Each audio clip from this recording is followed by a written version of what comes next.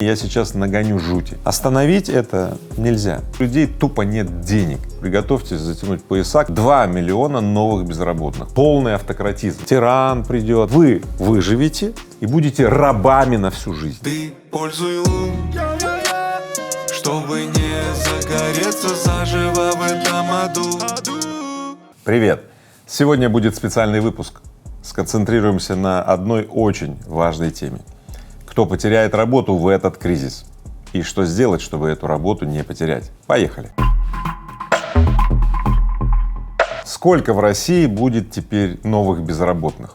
Появились кое-какие данные. Вот, например, мэр Москвы Собянин сообщил, что под риском потерять работу находится 200 тысяч человек. Это были данные по Москве, а данные по России, конечно же, больше. 2 миллиона новых безработных по данным Центра стратегических разработок до конца года. 2 миллиона новых безработных — это увеличение безработицы с 4,4% до 7-8%. Поговорим сейчас об этих цифрах. 2 миллиона новых безработных. Как изменится Россия в связи с этим? Как изменится твоя жизнь в связи с этим? Ну и также я дам свою оценку, то есть мои прогнозы, потому что статистику делают люди по каким-то там заказам политическим, да, чтобы сильно не тревожить людей, очень часто ее занижают, чтобы скрыть реальные обстоятельства дел. А мы сегодня вывернем все наизнанку. Итак, стоит ли бояться этого уровня безработицы, да? И вообще, что он значит для каждого из нас? Вот для тебя лично, что он значит? Давайте разберемся. Значит, для начала мы возьмем страны, в которых тоже уровень безработицы 7-8%. Ну, как прогнозирует Центр стратегических разработок. Вот, например, такие страны, как Киргизия, Ангола, Парагвай, Мали, Таджикистан и уже известная нам Эритрея. Вот там 7-8% безработицы. Понятно, какой уровень жизни нас ждет? Вот, видимо, как в этих странах. И в этот момент все такие напряглись, не хотим жить, как в Анголе там и так далее. А вот и нет. Дело в том, что в Финляндии, например, тоже уровень безработицы почти 8%. И вообще есть очень много развитых стран, где уровень безработицы вот такой высокий. Разница только одна. В этих странах, вот, например, в Финляндии, там огромные социальные пособия. Да? И если ты безработный, ты получаешь свою тыщенку, там, 2 евриков, да, и живешь себе припеваючи, все нормально. А вот в Эритрее и в Киргизии, да, и в Парагвае, и Мали слосешь у шарика и ничего не получаешь, а потому больновасто будет. Поэтому как будет в России при безработице 7-8%, вы, наверное, догадываетесь. Поэтому для тех 2 миллионов новых безработных мало не покажется. Никто пособие особенно им не даст, возможно, какие-то там небольшие деньги государство все же выплатит. Я вижу сейчас, правительство принимает соответствующие решения. Эти деньги вряд ли дадут возможность людям просто даже физически прожить, и поэтому приготовься сажать картошку на майские праздники. Тем более выходные уже объявлены, поэтому запасись семенами, лопатами, возьми надел, посади обязательно картошки, сохрани ее в погребе, иначе жрать будет совсем нечего. Я серьезно, потому что в 90-е годы на самом деле приусадебные хозяйства были реальным спасением для людей. Люди питались с 6 соток, с приусадебных хозяйств, с этих наделов, которые там картошку сажали. Я лично уже рассказывал вам, как я сажал картошку, поэтому, ребят, ничего страшного. 2 миллиона людей, 2 миллиона новых крестьян. Лопаты в руки, сажать картошку. И это не обидно. Это нужно сделать для того, чтобы просто физически выжить. Важно понять, что безработица — это следствие, а никакая не причина. Следствие ухудшающейся экономики. Да, наша экономика сжимается, да, иностранные компании уходят, закрывают рабочие места, экономика сужается, безработных становится больше. У бюджета нет возможности компенсировать выпадающие доходы этим новым безработным, поэтому вот так. Ну и второе. Важно понимать следующее, что на уходе-то иностранных компаний ничего не закончится, потому что в сжимающейся экономике не будет возможности уже всяким малым фирмам там что-то где-то делать, какие-то рабочие места создавать, они тоже посыпятся. Поэтому я считаю, что более реалистичный прогноз в пике безработицы составит 12%, потом будет откат на уровень 9-10%. Вы скажете, да, какая, что там разница-то? 2% разница, да, вот между тем, что они заявляют 7-8, или тем, что Рыбаков говорит, там, условно 10%. Ну, давайте посмотрим, что такое разница 2%. 2% от населения, от трудоспособного населения России — это пара миллионов людей, 2 миллиона людей. Вот представь, что ты оказался среди тех 2 миллионов людей, вот и все. Поэтому, ребят, каждый здесь процент — это судьбы конкретных людей. И реально, ну, приготовьтесь затянуть пояса, короче, вот, что я вам скажу. Может ли госрегулирование изменить ситуацию с безработицей? Сейчас очень много высказываний, что надо государству взять под свои руки регуляцию, запретить бизнесам увольнять людей и так далее. Ну, вы же все знаете, к чему это приводит. К скрытой безработице. То есть люди будут работать 2 дня в неделю, да, остальное время вот, без содержания и так далее. Ну, номинально они вроде трудоустроены, но реально им платят там 3000 рублей и так далее. Но сейчас это уже повсеместно. Поэтому, конечно же, госрегулирование не сможет справиться с этим. То есть реальная экономика, когда сдувается, ну как это? Как? Ну, государство может, конечно, создать рабочие места иным образом. Кстати, это уже проходили много раз. Что делал Сталин? Сгонял всех каналы рыть. Вот и так каналы, большинство каналов в Советском Союзе построили, в общем-то, заключенные. Ну да, он их сгонял, он им даже не платил. Да, они таким образом создавали рабочие места. То есть люди работали формально за хавчик, ну, за еду, да. Вот. Ну и что? Хотел бы ты лично, да, чтобы тебе вот так вот организовали такое рабочее место, вот в шарашке? Я думаю, что это не очень хорошо, как-то, ну, не по-современному. А какие новые рабочие места может создать государство, кроме рытья каналов, строительства каких-то железных дорог или автобанов и так далее? Ну, какие? Ну, например, порождение каких-то новых госкорпораций. Ну, госкапитализм ведь говорит, давайте создадим новую там госкорпорацию, которая нам построит заводы, которые производят чипы. Ну, пробовали уже, Роснано, видели?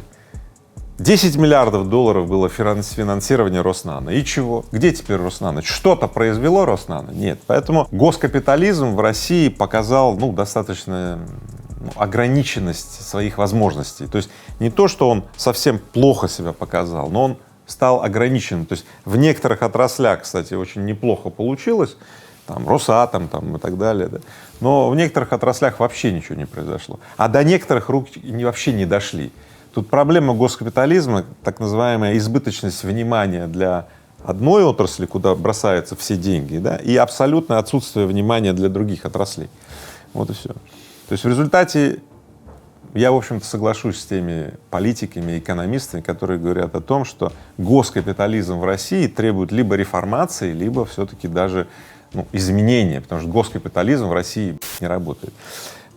Тут же ястребы приходят и говорят, да, мы знаем, мы же говорим, в России работает полный автократизм, ну, тирания, ну, типа как у Сталина, там, каналы рыть и так далее. То, что работало в прошлом веке, сейчас уже не сработает. Люди мир посмотрели, и если людей что-то не устраивает, они просто вот растекаются по миру, да, но не остаются они в том месте, где им не нравится. Люди больше гораздо сегодня применяют вот это вот человеческое право уходить из того места, где им не нравится, в то место, где им лучше подходит. В конце выпуска я расскажу о своей программе. Я расскажу о программе реформирования капитализма, подчеркиваю, капитализма, с основой на пассионарность.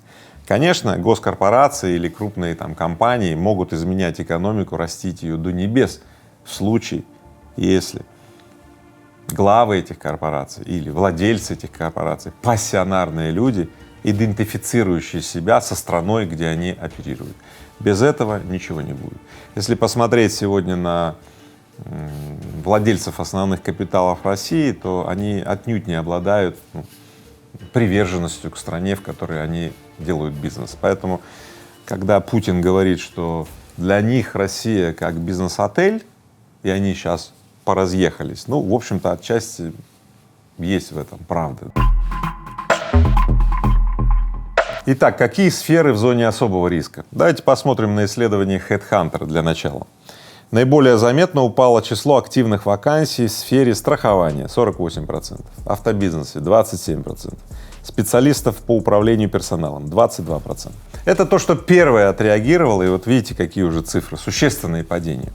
Надо отметить следующее, что размер или уровень потребительских расходов в апреле, например, в Москве снизился на 25%. Представьте себе, да, в этом апреле люди потратили в магазинах, кафе, на разные услуги на 25% меньше, чем в апреле 2021 года. Дело в том, что у людей тупо нет денег. Соответственно, если доходы эти падают, соответственно, рынок услуг падает вслед за ним. Да. Поэтому очень будет много банкротств и передела вот на рынке вот этих вот там услуг, сервисов и так далее. Поэтому если вы работаете в каком-нибудь маленьком магазинчике и видите, что выручка падает, готовьте себе новое рабочее место. А вместе с тем в марте многие там говорили, что вот зато сырьевикам будет нормально, ведь они там добывают какое-то дефицитное сырье, отправляют его там в мир, получают там доллары, евро, юани, что, и все будет нормально. Но не тут-то было. Эмбарго, слышали об этом? Ограничения на логистику слышали? Даже если ты сырье добываешь, ты его, например, не сможешь отвезти. У тебя ограничения. А раз не сможешь отвезти, опять сокращение производства, сокращение рабочих мест и все такое. В общем, практически в каждой отрасли, добывающей, производственной и так далее, возникает вот эти вот давления. Единственное, где идет сейчас свежий ветер, огромный запрос, но без какой-то мощной возможности этот запрос удовлетворить, правда, но тем не менее запрос идет. Это импортозамещающие области. Но для этих производств нужно оборудование, а на оборудование опять эмбарго и так далее. То есть потребуется какое-то время, чтобы эти производства создали. Тем не менее, эта отрасль, я считаю, очень перспективной. Импортозамещающие компоненты. Сейчас Минобороны, госкорпорации и многие, реально очень многие компании в поисках, они просто мечутся с желанием найти какие-то компоненты в России. Ну, не могут они закупить из-за рубежа, да, в России хотят найти. И поэтому возникает гигантский неудовлетворенный спрос на эти компоненты.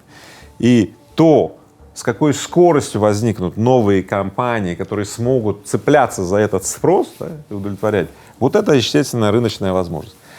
Поэтому очень много возникнет сейчас новых грибов, ну, грибами я называю вот эти компании, которые вот не было ничего, они расцветают, у которых выручка растет там в разы.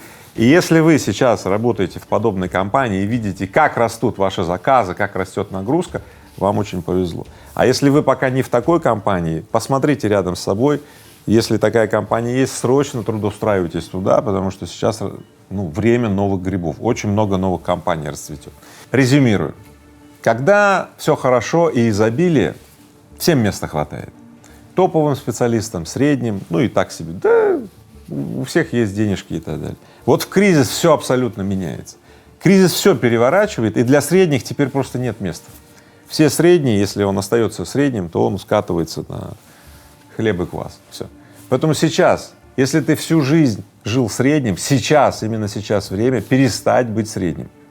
Взять все, что у тебя есть, да, повысить свою квалификацию, стать более быстрым, да, и проявить свои топовые качества. Повышай свою квалификацию, возьми еще работу, стань быстрее, точнее, перестань быть средним. Сейчас время не средних, сейчас время топовых, быстрых и очень точных. Я очень хочу, чтобы ты перестал сейчас терять время. Друзья, и напоминаю, те, кто хотят извлечь пользу из этого кризиса, из этого ужасного кризиса, приходите на мое 2-недельное менторство. Я открываю поток, это специальное реалити-шоу, где я в течение 2 недель прокачиваю вас и ваш бизнес. Ссылка будет в описании, приходите, будет круто. Всех интересует вопрос, что будет. Такое ощущение, что если я вам скажу, что будет, вы сможете подготовиться к тому, что будет. На самом деле 99% людей, узнавая, что будет, знаете что, полностью удовлетворяются тем, что ну, они теперь знают, что будет, а теперь они ждут, что это настанет. И потом, когда рак опять на горе свистнет или жареный петух в жопу клюнет, они начнут реагировать. А пока не наступило то, что будет, то, о чем они уже знают, они его просто ждут. Поэтому вам знать, что будет. Тем не менее, я сейчас нагоню жути. Гаражная экономика слышали? Ну, теневая экономика, знаете, что такое? Неполная занятость, знаете? Взятки за тепленькое местечко в какой-нибудь госкорпорации. Вот это будет. Оно уже есть, а оно сейчас просто расцветет. Вот это кумовство и так далее. Потому что нет у людей денег, поэтому люди пойдут родственников просить, и те их будут трудоустраивать. Не только в госкорпорации, в бизнес и так далее. Вы знаете несомненные успехи России по борьбе за обеление экономики, за белые зарплаты, когда пенсионный фонд, там все-таки какие-то отчисления идут, да? А сейчас люди будут соглашаться опять на серую, на черную там какую-то оплату труда и так далее. Не очень хорошо все это. И самое главное, что будет, я вам так скажу, вот это все заплаточная, ну, экономика, да, заплаточная, то есть борьба со следствием с полным игнорированием источника причин. Вот что будет и вот что уже есть.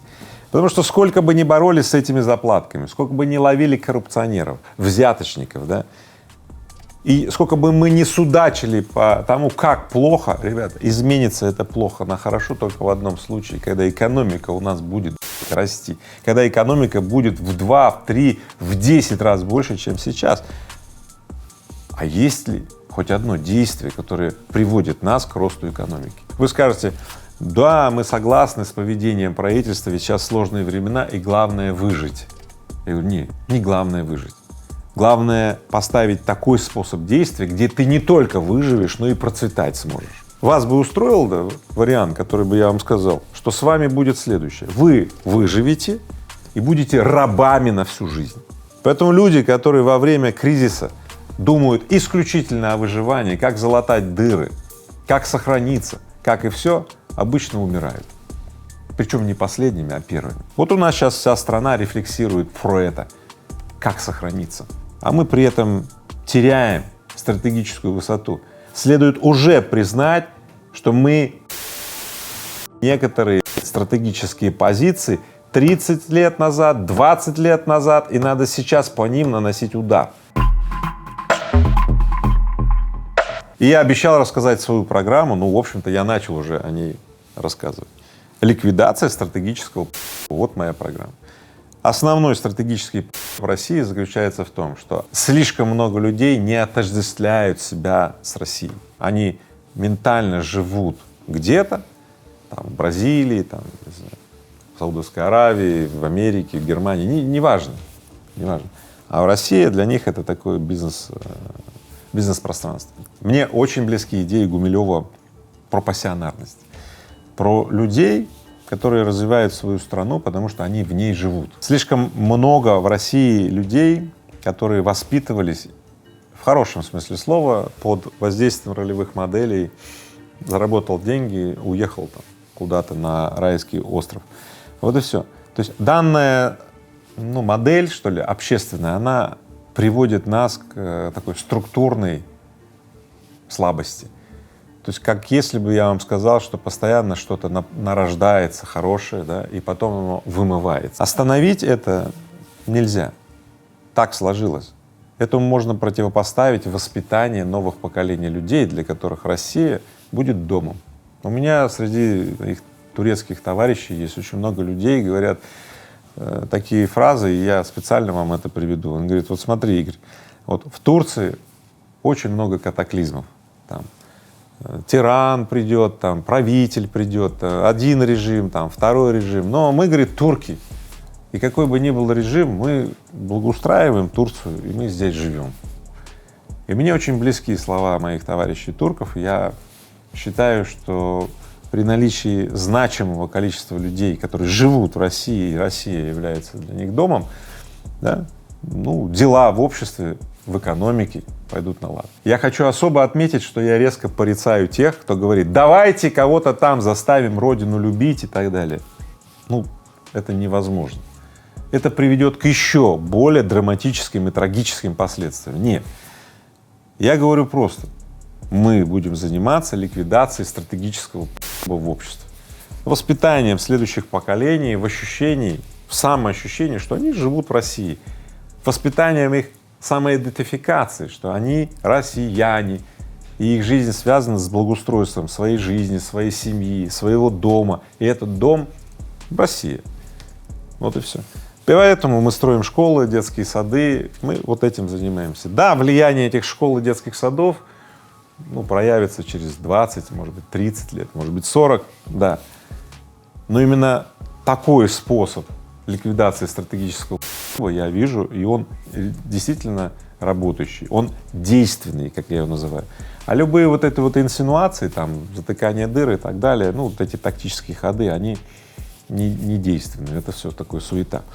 Я приглашаю вас всех, кому близок такой вот длинный подход, длинная воля, присоединиться ко мне написать мне здесь в комментарии, там, в Телеграм, в ВК, да, и давайте вместе размножать хорошее, чтобы плохому места просто не осталось. Я в огне, ум поглотил мой разум. Я в огне, горю в огне. Ты пользуй лун, чтобы не загореться заживо в этом аду.